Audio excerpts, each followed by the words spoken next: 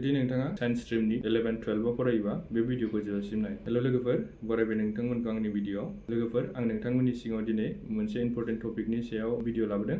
बे भिडिअ'आनो जादों जुदि नोंथाङा साइन्स स्ट्रिमनि 11-12 फरायोबा नोंथाङा गोरलैयावनो माखासे कुइसननि प्रब्लेमनि सल्भखौ सोलोंनो हायो लोगोफोर, बेबो फ्रियाव। मानोना जोंनि गोबां मानसिफ्रानो टिउसन लानायनि थाखाय फैसा गैया जायो नालाय, बेखायनो आं नोंथांमोननि सिगाङाव बे एप्सखौ लाबोदों लोगोफोर। नोंथांमोना बे एप्सनि गेजेरजों फ्रियावनो साइन्सनि माखासे कुइसनफोर जेरै बाय'ल'जि, केमिस्ट्रि आरो मेथ्सनि कुइसननि प्रब्लेमनि सल्भफोरखौ गोरलैयावनो सोलोंनानै लानो हायो। बिनि सिगां जुदि नोंथाङा बे भिडिअखौ इउटुबाव नायदोंबा इउटुब चेनेलखौ साबस्क्राइब खालाम लोगोफोर, आरो लोगोसे बेल आइकनखौ थुला।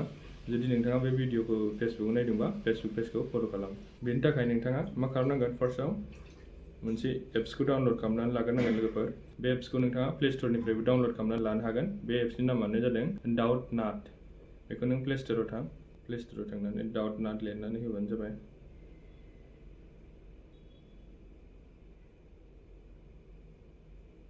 डाउनलड खालामनानै ला लोगोफोर नैबे एप्सखौ, बे डाउटनाट NCERT बेखौ आरो।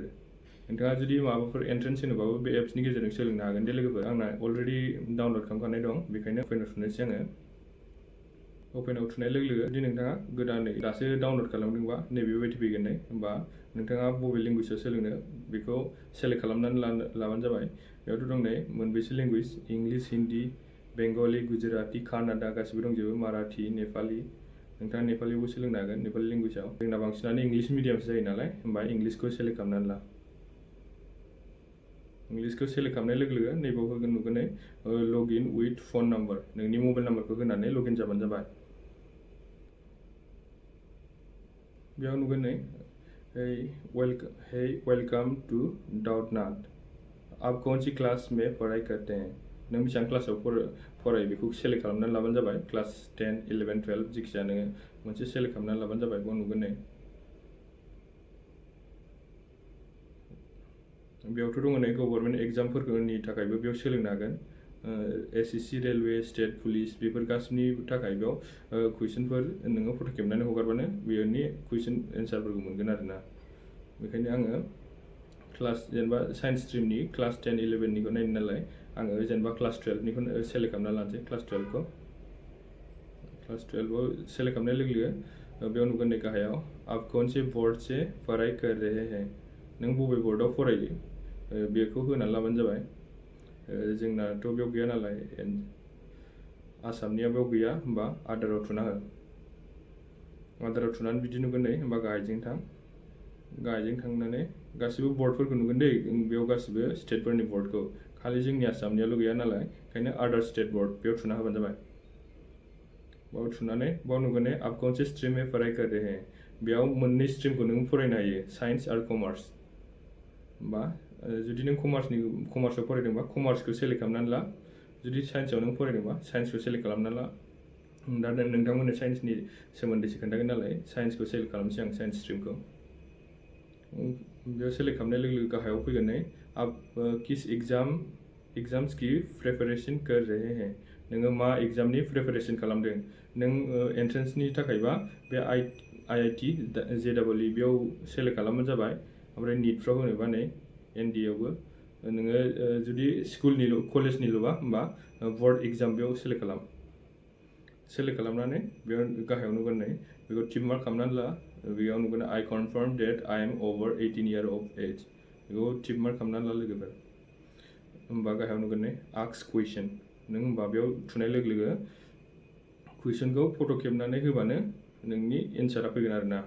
ओमफ्राय जुदि फट' गैयाबा होमबा नों टाइप खालामनानैबो माबानांगोन। बेयाव नैबेखौ एल' खालामना होबानो जाबाय। बेखौबो एल'। नों बबे कुइसनखौ नांगौ बेखौ नोङो बे फट' खेबना होबानो जाबाय। होमबा नोङो टाइप खालामनानैबो नागिरजायो नालाय, आं टाइप खालामनानै मोनसे कुइसनखौ एग्जाम्पल हिसाबै मोनसे कुइसन सोंसै।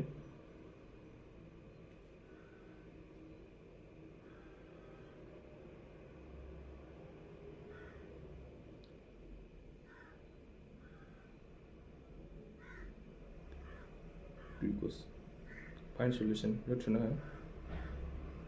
होमबानो नैबाव नुगोन नै ग्लुक'ज, व्हाट इज द फर्मुला अफ ग्लुक'ज होननानै सोंदों नालाय, बेयाव नुगोन नै भिडिअ हिसाबाव। होमबा बेयाव भिडिअआव थुनानै नायबानो नुगोन आरोना ग्लुक'जनि नों मा कुइसन सोंदोंमोन बेनि फर्मुलाखौ नुगोन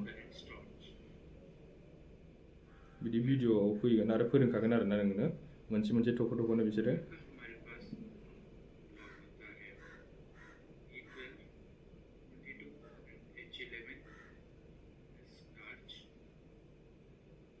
आरो आङो फिजिक्सनि मोनसे सोंनानै देखायनोसै जाबाय ग्लुक'जनि फर्मुलाया मामोन बेखौ सोंबाय आं दा फिजिक्सनिबो मोनसे सोंनानै खोन्थाबावनोसै नोंथांमोननो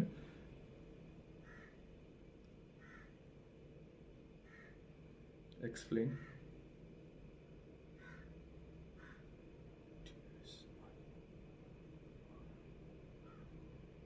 third law of motion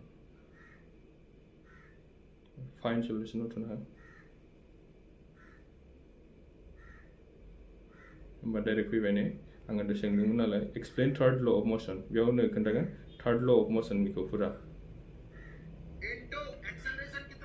बोरै गासिबो फोरोंजोबो दे लोगोफोर नोंथांमोना बिदिनो फ्रियावनो सोलोंनो हागोन आरोना लोगोफोर बे एप्सनि गेजेरजों नोंथांमोना माखासे सलिउसन बुकबो मोनगोन आरो हमवर्क टेस्टबो खालामनो हागोन टेस्टबो होनो हायो दे लोगोफोर बा सलिउसन बुकखौ बोरै मोनो होमबा गोथां हमवर्कआव थांबा नुगोन नै मेथ्सनि सलिउसन बुक बियो नोंथांमोना बेखौबो बेनिफ्रायबो फरायनो हागोन केमिस्ट्रिनि सलिउसन बुक फिजिक्सनि सलिउसन बुक नोंथांमोना बेखौ सेलेक्ट खालामनानैबो बेनिफ्राय माखासे कुइसनफोरखौ फरायनो हायो आरोना ओमफ्राय टेस्टआव थां